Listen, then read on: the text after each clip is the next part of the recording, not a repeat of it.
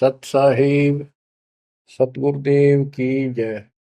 बंदी छोड़ कबीर साहिब जी की जय। बंदी छोड़ गरीबदास जी महाराज जी की जय। स्वामी राम देवानंद जी गुरु महाराज जी की जय हो।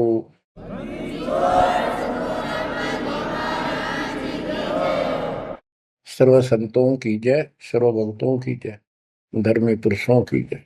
श्री काशी धाम की जय, श्री सुडानी धाम की जय, श्री क्रोथा धाम की जय, श्री बरवाड़ा धाम की जय। सत साहिब परम पिता परमात्मा कबीर जी की सीम कृपा से बच्चों आपको सूक्ष्म वेद का ज्ञान प्राप्त है। आप सूक्ष्म वेद बांच रहे हो, सूक्ष्म वेद सुन रहे हो, पढ़ रहे हो। ऋग यजु है श्याम अथर्व, चारों वेद चितभंगी रे। सूक्ष्म वेद बांच साहेब का,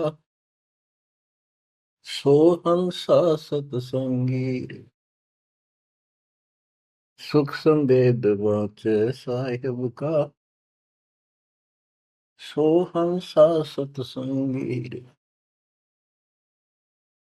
तीन लोक और भवन चतुर्दश, कोई नहीं सत्संगी। बच्चों ये बातें यदि आप पहले सुनते, आपको यह सब प्रमाण, ये संपूर्ण ज्ञान प्राप्त ना होता, तो आपका माथा ठनका हो, आपके मन में सौ सौ दोष दास के प्रति आते। ये यूं पता नहीं क्या बकवास करता है, क्या किसी को भी ज्ञान नहीं। यही शंका आदरणीय धर्मदास साहिब जी की मन में आई थी संत जी के, कि भाई ये चंदा बाबा ऐसी बातें बता रहा है, तो कोई ना कोई हमारे हिंदू धर्म में भी इन बातों को जानने वाला उससे मिलेगा, क्योंकि शास्त्र हमारे। उसके बाद वो अपने गुरु जी के पास गए। गुरु जी तो रूपदास जी ने कह दिया, भाई मैं जितनी जानू था बेटा, मैंने तेरे से कुछ नहीं छुपाया। जिस तरह के प्रश्न आप कर रहे हो, इनका उत्तर मेरे पास नहीं है, और जिसने तुझे ये ज्ञान दिया है उसी के पास जा, उसी से समाधान पूछ। लेकिन धर्मदास के सामने यह बात खटक रही थी कि अनपढ़ आदमी, जिंदा बाबा, इसको ज्ञान कैसे हो गया ये? इसने भी तो किसी हमारे हिंदू से सुना होगा, और अवश्य कोई संत, मंडलेश्वर, कोई पीठाधीश इसका जानकार पाओगे। अब सब जगह जितने भी सुप्रसिद्ध या वैसे छोटे मोटे भी संत हिंदू धर्म के उस टाइम प्रवक्ता थे, सत्संग सुनाया करते थे, सबसे मिला, और जाते ही 10-20 रुपए रख दे। ये खासकर इन संतों के अंदर जो भेंट ज्यादा दे, दक्षिणा ज्यादा दे, उसको ज्यादा महत्व देते हैं। इस बात की धर्मदास जी को भी खूब पता था कि ये तभी प्रसन्न होकर मुझे कुछ राह बताएंगे। जाते 5-10 रुपए तरह, क्योंकि उसमें 5-10 रुपए आज के 5 लाख के बराबर थे। वहां तो एक पैसा भारी होता था उस समय। सबसे प्रसन्न कर लिए, किसी के पास इस तरह बात नहीं थी। श्री कृष्ण विष्णु भगवान है, सारी सृष्टि के रचनहार हैं, इनके कोई माता पिता नहीं, ये आपो आप है, स्वर्ग से ऊपर कोई स्थान नहीं। आखिर में हार के, थक के, और कति बुरी तरह रोए कि अब के बने। परमात्मा फिर भी उसको, जब वो धक्के खा के आ रहा था, एक अन्य हिंदू साधु के रूप में एक पेड़ के नीचे बैठ गया, नदी के किनारे। 5-7 भगत और बैठे थे उसके पास। जिज्ञासु वैसे ही बाबा भी चलता फिरता था। धर्मदास जी के रास्ता उसके साथ से था, उसने सोचा चल आगे, आगे चल। इसे मंडलेश्वरों के पास घूमे। साधु का रूप दाता ने बना रखा था। फिर मालिक की प्रेरणा अपने बच्चे को लेना था सर। उसी समय प्रेरणा हुई कि काफी देर से चल रहा हूँ, विश्राम भी करना है, यही कर लेता हूँ और इसकी तलाशी भी ले लेता हूँ। वहां बैठ गया जाकर और बैठे थे, इतना तो बोलना को नहीं। वो दूसरे उठ कर चले गए। जब एकला रह गया, परमात्मा बोले, धर्मदास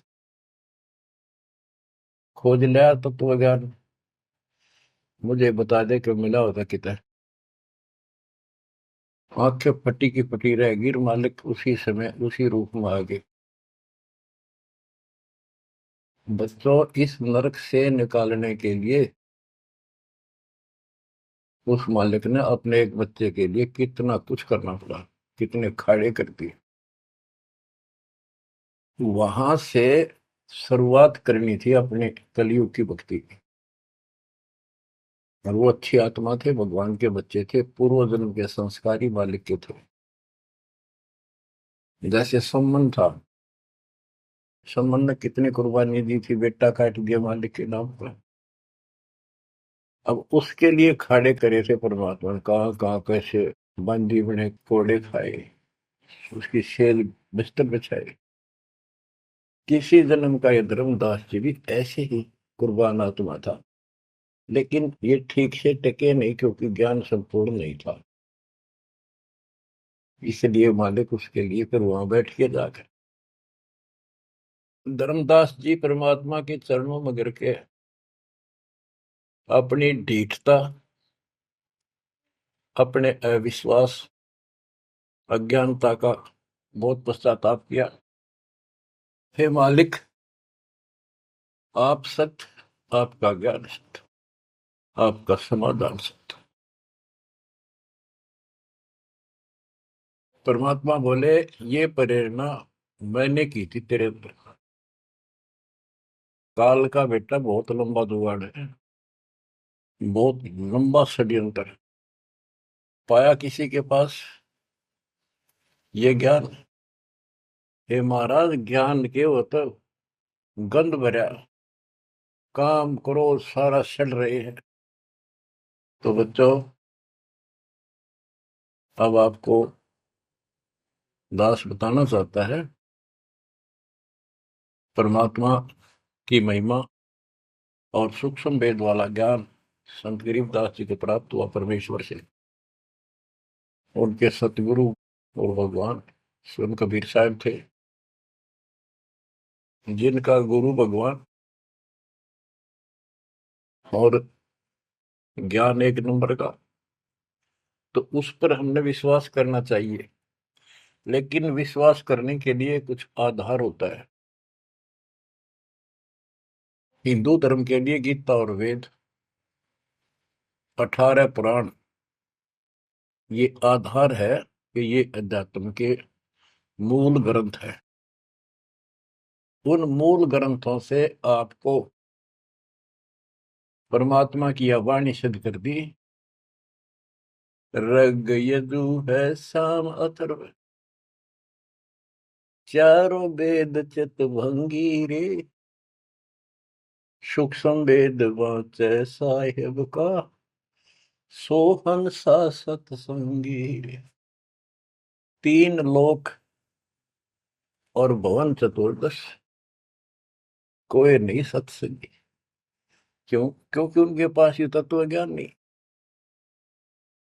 बच्चों, यजुर्वेद अध्याय 40 मंत्र 10 में यही कहा है, कोई तो भगवान को साकार कहता है, रामकृष्ण रूप में, अवतार रूप में आने वाला। अन्य कहते हैं वो कभी साकार होता ही नहीं, वो तो निराकार है। परमात्मा साकार है या निराकार है, किस अतिथि में आता है, वो कैसे लीला करता है, इसकी जानकारी किस तत्वदर्शी संतों से पूछो। गीता अध्याय 4 श्लोक 34 में और 32 में स्पष्ट भी कर दिया कि जो तत्व ज्ञान होता है, परमात्मा अपने मुख कमल से आकर बोलता है। ऋग्वेद मंडल नंबर 9 सूक्त 94 और मंत्र नंबर 2 में कहा कि वो परमात्मा कवियों की तरह आचरण करता हुआ घूमता फिरता है। ऋग्वेद मंडल नंबर 9 सूक्त नंबर 95 के मंत्र नंबर 1 में परमात्मा भक्ति की प्रेरणा अपने मुख कमल से वाणी बोल के करता है और भक्ति के मूल मंत्रों का गूढ़ रहस्यों का जानकारी का ज्ञान वही बताता है। गीता अध्याय 4 श्लोक 34 में कहा कि उस तत्व ज्ञान को जो स्वयं मालिक बोलता है कवियों की तरह काव्यान चौपाइयों में श्लोकों में और शब्दों के माध्यम से वो तत्व ज्ञान है, उसको किसी तत्वदर्शी संत से पूछो। बच्चों, ना वेदों में तत्व ज्ञान, गीता वेदों का सारांश है, उसी का छोटा रूप है। तो इनको ज्ञान, इनमें ज्ञान नहीं है, वो तत्वदर्शी संत से पूछो।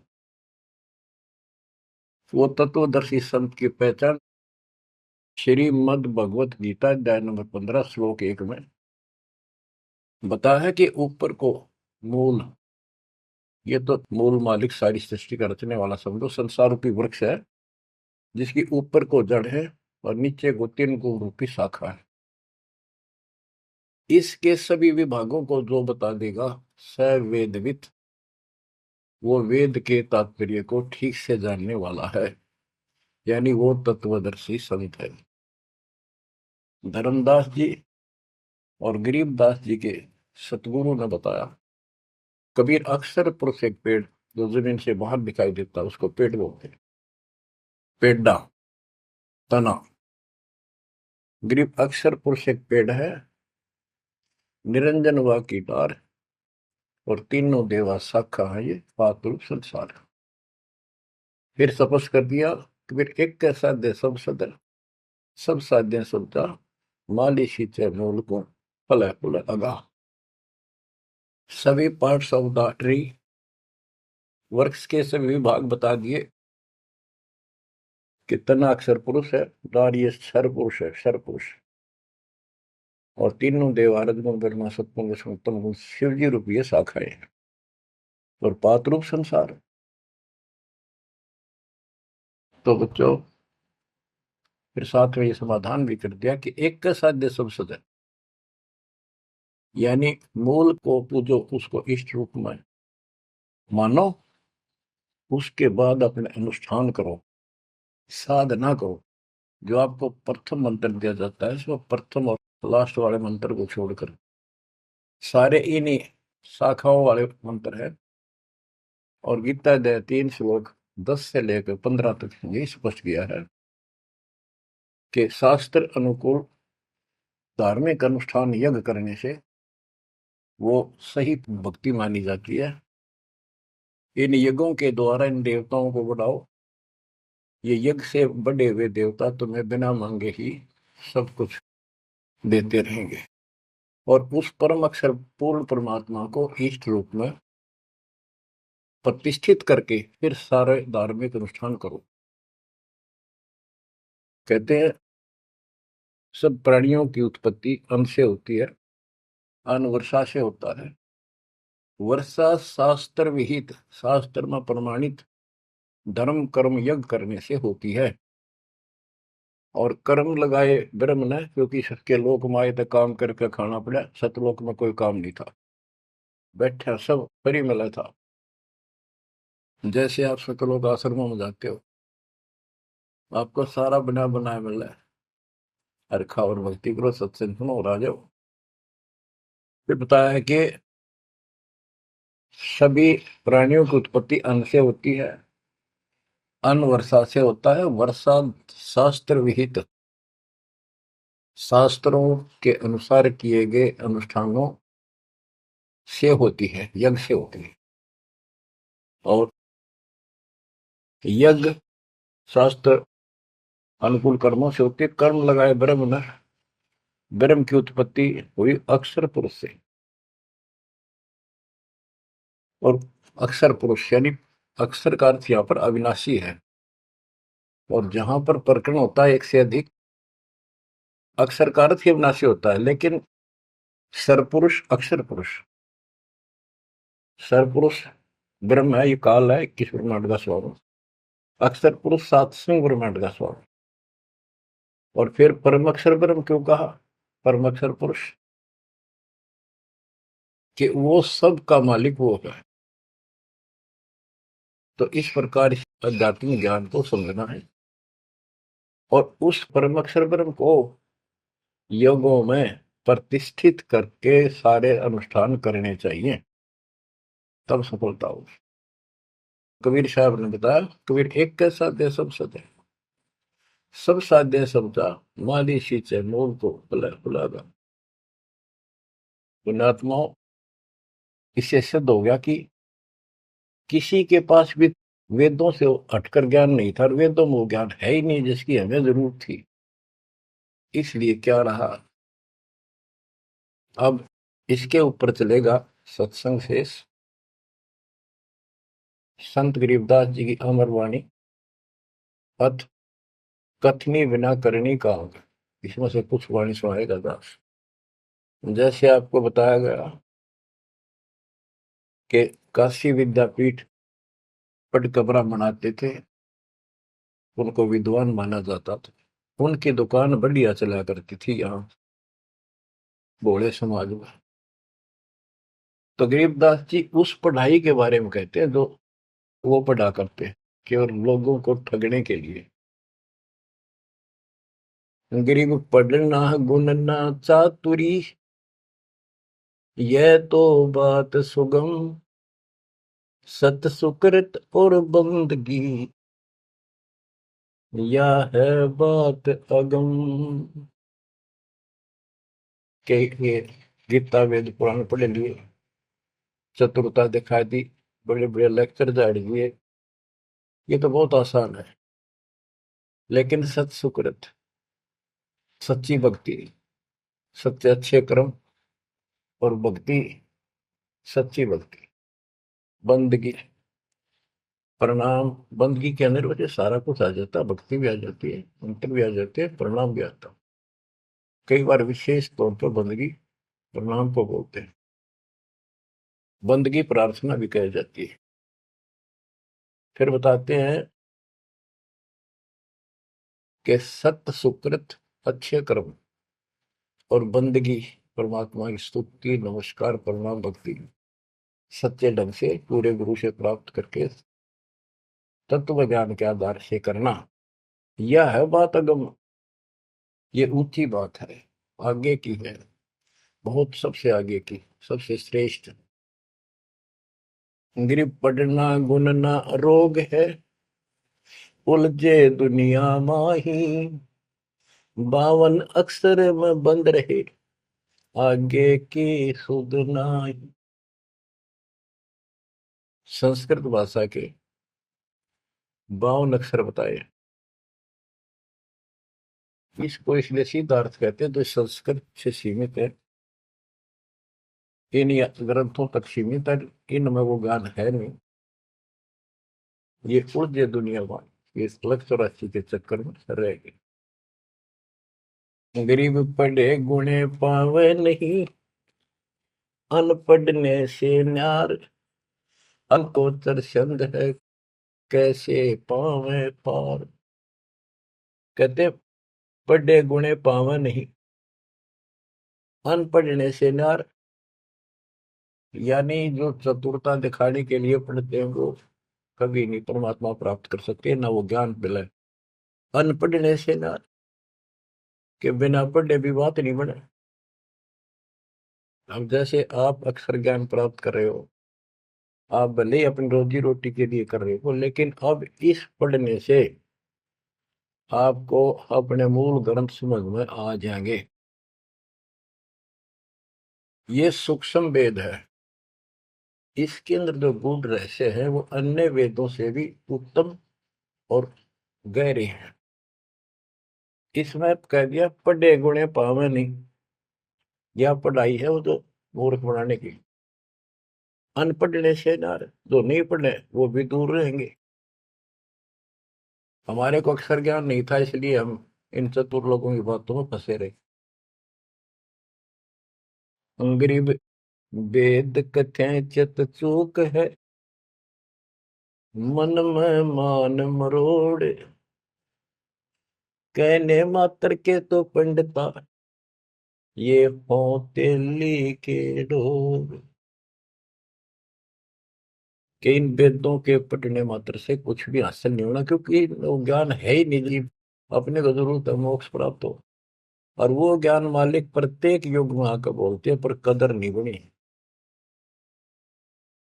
गरीब वेद कथे चित चूक है, मन में मान मरोड़ अहंकार, और कहने मात्र के तो पंडित है, ये वो दिल्ली के ढोल के 84 लाख योनियों में जाएंगे।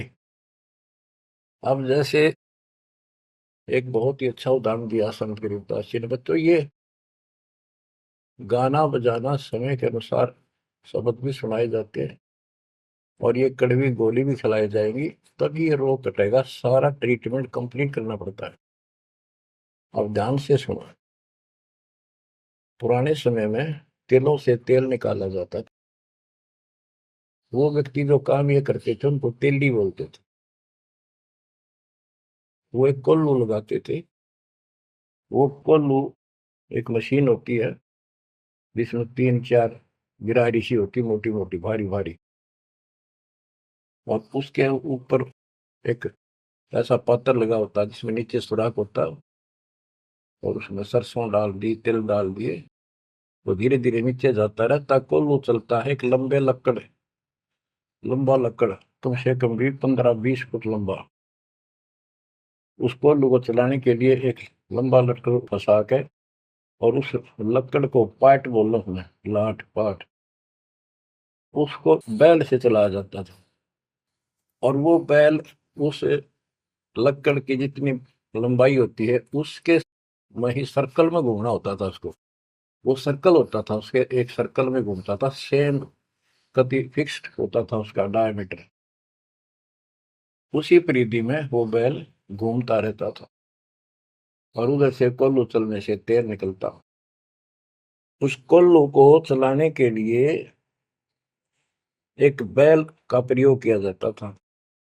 वो उस लकड़ लंबे लठ, 15 20 फुट 25 फुट लंबे लठ के एंड पे, लास्ट में एक कुंडा डाल कर उसमें रस्सा बांध कर, और उस बैल के दोनों तरफ कंधे से बांध दिए जाते थे रस्से, और उसको चलाया जाता था। तब वो कोल्लू घूमता था, और उसमें डाले हुए सरसों या तिल, उनका तेल निकलकर बाहर आता था। वो तेली कहलाता था, और उसको खींचने वाला तेली का बैल क्या है। उस बैल के आंखों पर पट्टी बांध दिया करते थे, और एक आदमी उसके पीछे होकर 2 3 बार उसका लठ मारता जोर के, और वो बहुत तेज चलता। तो फिर उसको ये भय हो जाता कि लठाड़ा तेरे पीछे पीछे है। वो अपने आप स्पीड में रहता था, और इस तरह वो सारा दिन चलता था। बीच में थोड़ी बहुत देर पानी पिला दिया, चारा खिला दिया, फिर जोड़ दिया जाता। तो उसका केवल सीमित दायरा था, उससे 12 कदम भी नहीं जा सकता था वो। अब इसके ऊपर ये कुछ वाणियां आपको समझाने के लिए बताना पड़ा। इतना गजब का ज्ञान दिया इसने, 100 का 100 सत्य है। गरीब वेद कथे चित चूक है, मन में मान मरोड़, कहने मात्र के तो पिंडता, ये हो तेली के डोर। ये अगले जन्म में तेली के बैल बनेंगे। एक तो गान ये दिया है कि वो साधना ठीक नहीं करते तो शुद्ध नहीं हो जाएगा। फिर पीछे तू पशुआ की जय, गद्दा बैल बनाई, ये 56 भोग कहाँ मन भोरे, कहीं कुरड़ी चरने जाई। इस वाणी का तो ये अर्थ है। अब इसके ऊपर आगे देखो। गरीब आंख बंद है दिखे नहीं, चल मारो मार, तेली के तो बैल को, घर ही कोस हजार, के आंख बांध दी बैल की और उधरता चालो मारो बार, वो सपेटते चलता रहता। उस तेली के बैल को उस सर्कल के अंदर ही सारा दिन, एक महीने में 50,000 कोस एक महीने में तय कर देता। यानी एक कोस 3 किलोमीटर, यानी 1.5 लाख किलोमीटर वो एक महीने में पूरे कर देता।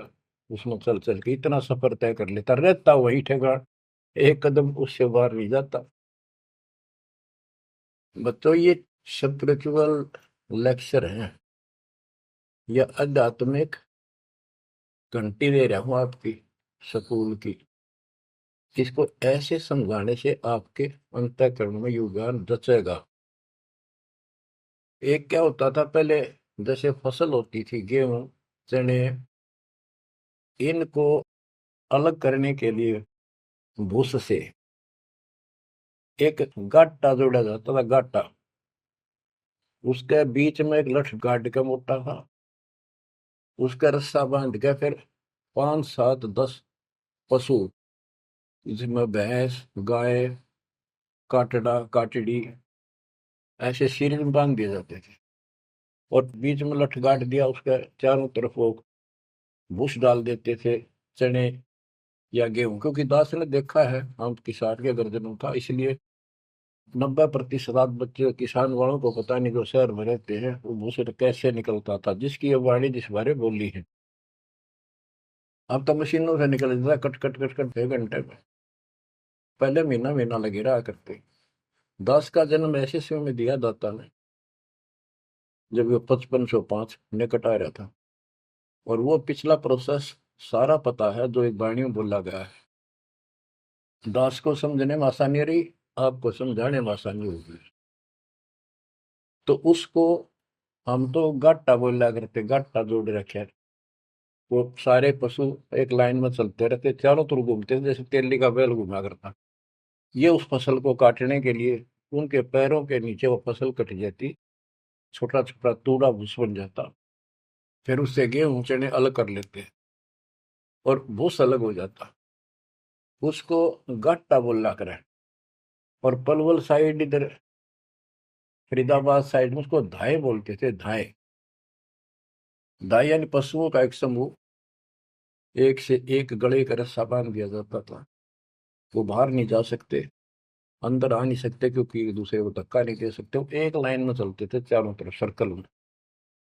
अब इसको इन अज्ञानी गुरुओं के ऊपर सेट किया है जाता, संत गरीबदास जी ने इस वाणी को। गरीब दाएं जुड़ी अज्ञान की, गह घाटा ठोर, एक पेड़ चाले नहीं, काट बड़ी बड़ी खोर। कि जैसे वो पशुओं के द्वारा धाय जोड़ के घुमाई जाती है और वहीं घूम रहे होते, उससे अलग एक कदम नहीं जा सकते। तो जितने भी ये संत हैं, इन्होंने अपने अपने चेले बांध रखे, अपने अज्ञान वाले लटके। गुरु बनकर बैठ गया और उसको पशु बांध रखे, पशु की तरह। वो इस जन्म मरण के चक्कर में यही गाटा गा रहे हैं, यही दाएं चल रही है उनकी। एक पेड़ चाले नहीं, और कड है बड़ी बड़ी खोर। खोर मैंने बड़े बड़े कदम रखे, तेजी से चलना, पाथे डंडे लगे होंगे। तो ये सारे जितने भी चेले हैं, उनके जितने गुरु हैं, उनके जितने शिष्य हैं, उनको तो धाए बताई, ये गाटा। और इस जन्म मरण के चक्कर को एक ये सर्कल बताया कि इसी में ये घूम रहे हैं, एक कदम इस तरह बाहर नहीं जा पाए। जाना सतलोक है। जैसे किसी ने सफर करना है तो कदम जितने रखेगा मंजिल की ओर होते हैं, ठीक रास्ते पे। और ये वहीं बांध रखे स्वार्थवश जिसने पशुओं को, वो तो उस सर्कल में घूम सके, उस तो बाहर जा ही नहीं सकता। गरीब दाएं जुड़ी अज्ञान की, गह घाटा ठोरी, एक पेड़ चाले नहीं, काट बड़ी बड़ी खोर। गरीबदास जी ने कहा है, कोई है रे परले पार का, जो भेद कहे झनकार का, वारई गोरख वारई दत्त, यानी ये सब वार द्रु प्रहलाद अर्थ, वार ही सारे, ब्रह्मा भी वार, ये भी वार, सारे ब्रह्मा विष्णु महेश यहीं पर, दुर्वासा वार, ये गह गाटा ठोर। गरीब चार वेद सठ शास्त्र, पढ़े 18 पुराण, सतगुर पूरा मिला नहीं, पंडित हो सी सवान। ओह, कबीर साहब कहते हैं, गुरु बिन काहू न पाया ज्ञाना, जो थोथा वो छड़े किसाना। गुरु बिन वेद पढ़े जो प्राणी, समझे अनुसार रहे ज्ञानी। बच्चों, एक तो होती है मान बढ़ाई, अहंकार, और एक सच्चाई जो होती है वह मान बढ़ाई नहीं कहलाती। जैसे दास कह रहा है, और जब आपको भी समझ आ गई है, स्पष्ट हो गया, आपको पता लग गया है कि गुरु बिन वेद पढ़े जो प्राणी, समझे ना सार रहे अज्ञान। वेद पढ़े पर वेद न जाने, ये वाचे पुराण 18 और पत्थर की पूजा करे। भूल गए सिद्धदारा, श्राद्ध निकलवावे, पितर पुजवावे। क्या इन्हें वेद पढ़े, क्या इनको गुरु मिला? जय सतगुरु की संगत करते, ये सकल कर्म कट जाए, ये कोई झंझट नहीं करना पड़ता। अमरपुरी पर आसन होते सतलोक में, जहाँ कोई कष्ट नहीं, जहाँ दुख ना चाहे। तो दास ये कहे कि या तो भगवान कबीर साहब मेरे गुरु भगवान और गरीबदास, और चौथा दास, इनके अतिरिक्त, वर्तमान में दास के अतिरिक्त विश्व में किसी के पास ना वेद ज्ञान, ना गीता ज्ञान, ना कुरान और बाइबल ज्ञान, किसी को किसी प्रकार का ठीक ज्ञान नहीं। इसको कोई कहे ये मान बढ़ाई करता है, उसकी अपनी समझ है, अपनी सोच है, लेकिन यह 100 की सोच सच्चाई है। जैसे 2000 के नोट पर, या 1000 के नोट पर, 500 के नोट पर यह लिखा है कि मैं धारक को 500 रुपए देने का वायदा करता हूं, तो क्या उसने मान बढ़ाई कर रखी है कि ये नोट अपनी बढ़ाई करता है, छाती पे लिखवा रहा है? वो सच्चाई है, वो लिखना भी जरूरी है। तो दास को ये बताना भी आवश्यक है कि दास के अतिरिक्त विश्व में किसी के पास ज्यादातर ज्ञान नहीं है। ना वेद ज्ञान ठीक है, ना गीता ज्ञान ठीक है, ना पुराणों को जानते, ना कुरान वाले कुरान को ठीक से समझते, न बाइबल वाले बाइबल को ठीक से। गरीब चार वेद सठ शास्त्र, पढ़े 18 पुराण, सतगुरु पूरा मिला नहीं, पंडित हो शीशवान। गरीब चार वेद सठ शास्त्र, पढ़े 18 बोध, खसम बांझ के होते है, पर बेटा नाही गोद। एक अजब गजब उदाहरण दिया है कि इन 4 वेद और 18 पुराणों को पढ़ने से तो ऐसी दशा है, ये दिखे पंडित गुरु शिष्य दोनों हैं, गुरु भी हैं, उनके शिष्यों की कमी नहीं, लेकिन बांध स्त्री का संतान नहीं होती, उसका पति भी होता है। इसी प्रकार इनके गुरु भी है, ये शिष्य भी है, इनमें भक्ति रूपी लाल बनेगा नहीं। बच्चों, एक एक बात टके कह नहीं सकता, लाख टके की है, अरब टके की। गरीब भावे 100 करोड़ गीता पढ़ो, 100 करोड़ भागवत, बिना सतनाम व्यर्थ है, बचे काल न मौत। गरीब घर अग्नि में डाल कर, पंडित कर है होम, सुरो वासना जात है, क्या करत है होम। गिरिव सुमरण सेवा बंद की, सब कोई जानत खूब। बिन सतगुर क्यों पाइए, कबीर से महबूब। ओए होए। के ये पंडित लोग हवन करते हैं, इसका क्या लाभ है कि देवताओं तक इसकी वासना जाती है, स्मेल, गुड स्मेल जाती है, और जिसके वश होकर वो हमें यहाँ राहत देते हैं। तो ये तो हमें सिर्फ हमारी इस भक्ति में एक सहयोगी है, एक आइटम है हवन यज्ञ। हमने पांचों करनी पड़ेंगी तब ज्यादा लाभ होता है। किसी रोग का ट्रीटमेंट पूरा ही करने से बात होगी। गरीब सुमन सेवा बंदगी, सब कोई जानत खूब। भग भक्ति भी करनी चाहिए, सुमन भी करना चाहिए, पर कहते बिन सतगुरु क्यों पाइए। ओए, सतगुरु के बिना कैसे मिलेगा वो कबीर से महबूब। वो भगवान कबीर से प्रिया, तुम प्रिय भगवान हमारे कैसे पाओगे। ये दूसरे संत बनावटी इतने गजब के हो जाएंगे, क्या बात।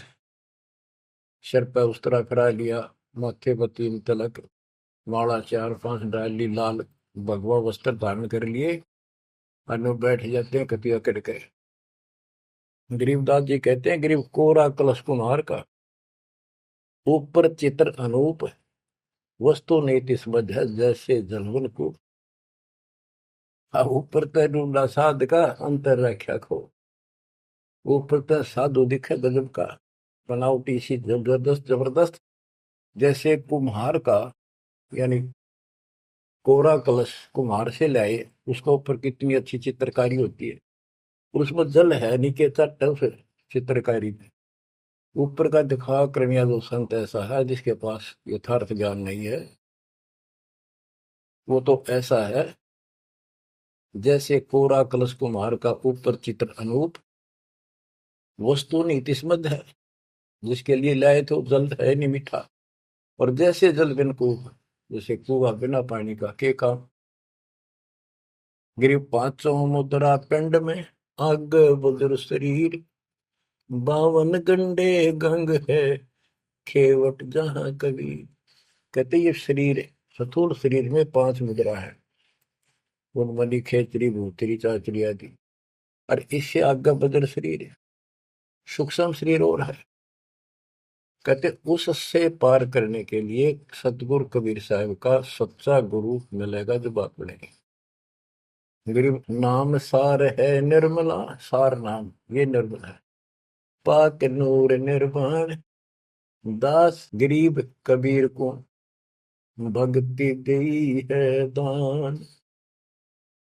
बच्चों, ये अमृत वचन है, बहुत गूढ़ और गहरे है, और आपके लिए जैसे गीता उंगलियां पर उठवा दी, वेदों का सार निकाल के आपके समझ रख दिया। छोटे छोटे बच्चे समझ रहे इस बात को, जो तीसरी चौथी कक्षा में पढ़ रहे, और जो इन काशी विद्यापीठ में पढ़ने वालों के आज तक समझ नहीं आई। तो who is Guru, who is सतगुरु, और हु इज गॉड, ये आप अच्छी तरह समझ चुके हो बच्चों। परमात्मा आपको इतना दृढ़ कर दे जैसे सम्मन ने की और सेऊ थे। आप इतने दृढ़ हो जाओ, गरीब महिमा की जय संत की, तन मन धन सब दे, सिर मांगे टाला नहीं, मोर ध्वज लग ले। यानी ऐसी परिस्थिति परमात्मा के प्रति, किसी परिस्थिति ऐसी आ जाती है तो मालिक से दूर नहीं हो, कितनी ही कठिन परिस्थितियों से गुजरना पड़े। आज हम थोड़े से कष्ट को देखकर भगवान से दूर हो गए, फिर अगले जन्म में क्या होगा। फिर पीछे तू पशुआ की जय, गद्दा बैल बनाई, ये 56 भोग कहाँ मन भोरे, कहीं कुरड़ी तरने जाई। आज कोई ना कोई बहाना काल कर देगा सत्संग से उठने का, आलस कर देगा, कोई काम अड़ा देगा, या वैसे आत्मा किसी पाप के कारण रोगी हो जाती है तो अरुचि बन जाती है सत्संग सुनने में या सुमरण करने में। दान की इच्छा समाप्त होती चली जाती है, सेवा में रुचि नहीं रहती। तो उस समय के लिए ये याद रखो, आज हम मानव हैं, अपनी मर्जी से कितने आलस कर लें और कितने भगवान से दूर हो जाओ, स्वतंत्र है। और कल को गधे बन गए, बैल बन गए, नाक में नाथ कर जाएगी, या 2.5 मन का कमर के ऊपर एक थैला होगा गधे के, तो आलस तो उसमें भी होगा। मन तो यही है। कई कहते हैं मेरे से नहीं होती सेवा, चलो कोई बात नहीं, सेवा तो करनी चाहिए, सेवा से दूर नहीं होना चाहिए। तो मन तो वहां भी दुखी करेगा, गधा बने पाछे भी सोचेगा कोई कि पटक दूं बोरे ने, घेर दूं, डाल दूं। एक आदि पर गधा ऐसा भी कर देता है, फिर उस पर ज्यादा भार लादा जाता है और लठ भी पड़ते हैं, फिर वो सीधा चलता है। इसलिए इस मन पापी को आत्मा यही समझा छोड़ डाले, दाता से दूर ना हो। इस संसार में सुख नाम की चीज नहीं है। यदि सुख होगा, या जो नकली सुख भी अगर चाहिए तुम्हें यहाँ का, तो भी इस दाता के चरणों में मिलेगा, रहोगे तो मिलेगा। इससे दूर होकर कुछ दिन जो ये समय आप भक्ति कर चुके हो, सच्ची मर्यादा में रह गए, वो आपकी बैटरी सी चार्ज होगी जैसे इन्वर्टर की हो जाती है, और फिर चार्जर हट गया, वो बैटरी फिर भी काम करती रहेगी और ऐसा लगेगा कि बिल्कुल सब कुछ ठीक ठाक है, कोई फर्क नहीं पड़ा, चार्जर भी हटा दिया। जब तक वो संग्रह शक्ति है, एनर्जी है बैटरी में, वो काम पूरा करेगी। जब वो एनर्जी खत्म हो जाएगी, आगे संग्रह हो नहीं रही, तो एकदम ही वो सब सुविधा बंद हो जाएगी, पंखा भी बंद, बल्ब भी बंद, और भी कार्य कर रहे होंगे, कंप्यूटर भी बंद, फिर बहुत देर हो चुकी होगी। इसलिए इन सब बातों को ध्यान रखो, याद रखो। मुश्किल से दाव लगा 7.5 अरब आबादी में से आप ये थोड़ी सी आत्मा परमात्मा की शरण प्राप्त कर पाए हो। तो बच्चों, परमात्मा आपको मोक्ष दे, अपने चरणों में रखे, आपकी तरफ बढ़े, कुर्बान हो जाओ, सत्संग सुना करो ढंग से। देख परमात्मा ने कहां से कृपा कर रखी है। आँख खोल लो ना, जो फूक निकली, और कोई नहीं पूछेगा, धक्के खाते करो कि कुत्ते को देखेंगे। परमात्मा साथ इसलिए होगा कि हमारे और कामों में विशद करेगा। इसलिए मालिक पर ज्यादा ध्यान दो, काम करो, काम न को मना करें, उस काम में बरकत भी अब मिलेगी। दाता आपको मोक्ष दे, सदा सुखी रखे, सत्साई।